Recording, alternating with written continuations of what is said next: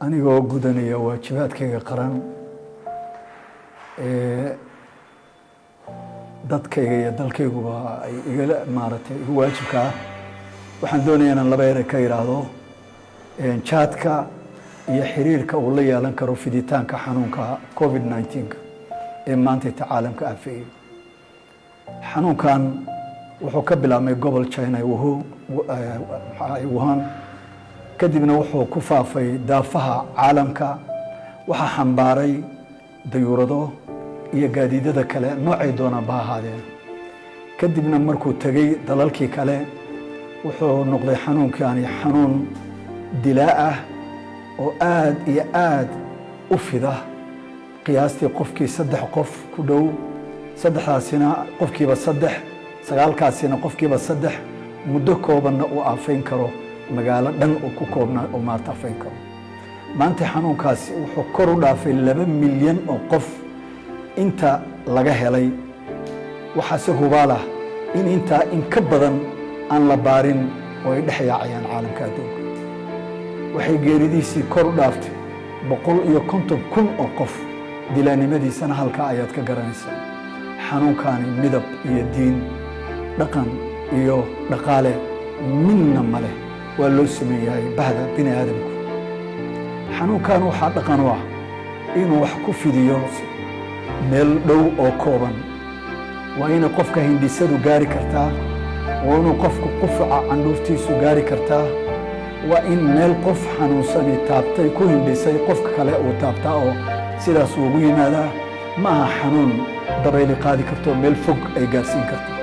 ma aha xanuun cadceed iyo safar ku adkaysan kara ma aha xanuun inta biyo raaca meel kale maaragtay ku tagi kara ma waa xanuun dhawaansho wax ku yeela dhawaanshihi waxay keentay inuu dadka ugu soo galay guriyihii iyo xaafisyadii inuu maaragtay saameeyey xiriirkii bini aadamka oo dhan inuu saameeyo qofka kale uu ka baqay xanuunkan dawladihii caalamku waxaa loo kala bixiyey laba xilliga koowaad oo ah xilliga aanu soo daadin dadka oona xanuunku qarxin iyo xilliga xanuunkii dalka galay laakiin wali calaamado waaweyn laga arag waxaa dad badan is weydiiyey dawlado u dhow China sida Taiwan sida Singapore sida kuwa South Korea way xakameeyeen dawladihii ka fogaa ee qaniga ahaa ee aqoonta sare lahaa sida Talyaaniga Spain Faransiis Mareykanna digadu ka dhig maanta caalamku wuxuu ogaaday in guushu ay ku jirto fayska koowaad la dagaalankiisa ee aan ahayn fayska labaad markuu soo galo fayska labaad markii la gaaray xanuunkii uu dilaaco ee ummadii tartab u soo rido marka waxa weeye sariiro uma haysid ventilators uma haysid dhaqaatiir uma haysid nurse uma haysid wuxuu burburinaya dhammaan itaalkii dawladda ugu weyn waa Mareykanka oo kale ka soo qabo ayuu wada baabi'iyay itaalkoodii maaragtay caafimaad ay dhisteen dalkoodii burburiyay laakiin waxa lagu kala guuleystay dawladaha China u dhow oo xiriirka joogtada iyo socodka joogtada u lahaa waxa weeye gacan birah bay waxay ku qabteen xanuunkani dal gudihii kama dhasho meel buu caalamka ka dhashaa kadibna wuxuu ku fiday daafaha caalamka China ka dhashay China gobolka mid uu ka dhashay kadibna sidaa ayaa loo xambaaray marka dawlad walba waxay xiratay xadkeedii dawladahaasi waxay ku guuleysteen in qof kasta ee ka soo degaya aeroport deked dhul la joojiyo la xanibo la baaro in allaale intuu dad la yeelan karo gudaha iyo xiriirna qof loo baaro waxay ku guuleysteen inay kala fogeeyaan dadka waxay ku guuleysteen inay dadkii maaragtay u wada xiraan sanka iyo afka iyo magaciis waxay ku guuleysteen wacyigelin xad dhaaf ah oo dadkii ay ka dhigeen mas'uuliyiinta iyagu ka qayb qaadanaya dagaalkan ka qayb qaadanaya ay ka guuleysteen dhaqaale meel baa la iska dhigay dan shakhsi meel baa la iska dhigay nafta bini aadamka iyo mas'uulka ka yihiin say u badbaadin lahaayeen ayay number 1 ka dhigteen dawladihii reer galbeedka ee is dhigtayna way idinka arkayeen maanta Mareykanka qura 30,000 ayuu kor u dhaafay inta uu ka dilay maaragtay ayuu kor u dhaafay waxa weeye haddaba xanuunkani ma aha dadku hadduu haysto dadkeena waxaan ka maqlaa ma yeedee geerida Ilaahay baa qoray waqtigayga dhaafay maayo waxaan idin sheegayaa waxaa ka badan geerida uu geystay, waxaa ka badan 10 jeer, waxaa ka badan dhibaatada aan xal loo hayn oo kaga tegayo qofka markuu dilayaa waa mar waxbad aanu kaga tegin, laakiin qaar badan oo ka badbaaday ayaa samabadii wada fadhiyaan, ayaa maaragtay wadnihii dhaawacmay, ayay keliyihii dhaawacmeen, ayaa maskaxdii dhaawacantay. marka qofku wuxuu la noolaanayaa xanuun culus oo weliga la nooleeyay. yaan laydinka dhaadhicin geeri keliya arrintu maaha, geeri ma aha. waxaa la filayaa dhibaatada uu ka tegay dadka uu ka tegi doono ee liita ee uu kaga tegay dhibaatadaas daweyntoodu kharashkeedu inaan dowladaha waaweyn xataa bixin kari doonin muddo dheer. walaala marka qof walbow ee maanta jooga anigaasna aan ahaadee geeriha ku talagalo, haddaanu dhimanna dhaawaxa ku talagalo, haddaanu dhaawacminna ha ku talagalo qof uu jecel yahay qaraaradiisa geeridiisa iyo magaciisa ha ku talagalo. maxaa marka lagu kala guulaysan karaa? dagaalka adag waa dagaalka dowladaha China u dhow ay galeen ee ah inta aanu dadka layn ee u soo shaabixin inaan gayeysano waxalaala wixii awooda aan leenahay. waxa weeye hadduu na soo galo xanuunka na soo galo, bal waxay qiyaastaan ma sariiraan u haynaa, ma dhakhaatiir baan u haynaa, ma kalkaaliyaal baan u haynaa, ma dawaan u haynaa, ma mishiinada neefta guro kiiba qaali yahay baan u haynaa. intaba ana idin xaqiijinaya oo ka shaqaynaya midna uma hayno. haddaba qofka xanuunsada xagee buu qabanaya marka? waxa weeye intaanan dhibaatada meesha ugu dambaysa la gaarin maxaan qaban karnaa wayna gaarnaa. haddaba jaadku muxuu ka yahay waxyaalaha aan ka hadli doono? jaadku anuu maanta ka hadli maayo caafimaadka guud waxa uu la leeyahay ee horey ula lahaa. anuu waxaan ka hadlayaa waxa weeye COVID-19 muxuu qayb ka qaadan karaa? jaadkan waxa weeye cunto aan daboolayn, aan bac lagu soo xirin, aan warshad ka soo bixin, aan la soo mayrin, aan la soo daweyn, oo iyadoo nadiifa qofkii bacdi uu ka furanayo. ee waxa weeye waxaa lagu dad baa gacan ku soo habeeyey, gaari baa la soo cararay, dad kalaa taabtay. meesha ugu dambaysa aan ka soo qabanno ee lagu iibinayo kolayga la yidhaahdo, maalin qof baa soo maraya, wuu iska eegayaa, wuu naqaysanayaa, gacantuu ku taabanayaa, wuu ka tegayaa. adaa yimid, adaa qaatay kii la naqaystay, kii hore ee taabtana COVID-19 buu qabay, xanuunkan buu qabay, coronavirusku uu keenay. waad la baxday, gurigaagii baad la tagtay, caruurtaadii yaa ku damanad qaadaya, xaaskaaga jecleed yaa ku damanad qaadanaya, walaalaha iyo qaraabadaadii aad la dhex fadhiisatay yaa ku damanad qaadaya. waxa weeyaan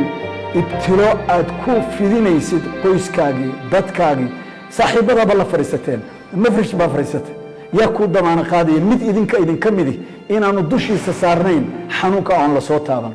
waxaa maanta la xaqiijiyey taabashadu inay tahay waxa ugu weyn, ugu fara badan ee xanuunka lagu kala qaado. waayo inta hindhisa isku taabanaysa waxa ka badan inta albaab taabanaysa, inta gaari taabanaysa, inta socod ku taabanaysa. taabashadu marka waxaa la isku raacay inay tahay sidaha xanuunka ee ugu badan. mid baa yidhi waan iska mayranaa. walaala waxaan kuu sheegayaa